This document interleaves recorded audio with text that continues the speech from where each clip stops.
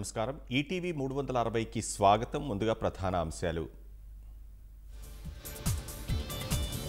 రాష్ట్రంలో కొనసాగుతున్న నామపత్రాల పరిశీలన పెండింగ్లో పెందుర్తి వైకాపా అభ్యర్థి అదీప్ రాజ్ నామినేషన్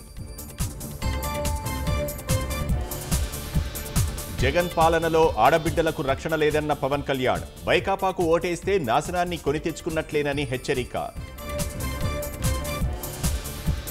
ప్రజలను ఓటేసే యంత్రాలుగా జగన్ చూస్తున్నారన్న షర్మిల రాష్ట్రంలో ఎక్కడ చూసినా మాఫియా లేనంటూ ధ్వజం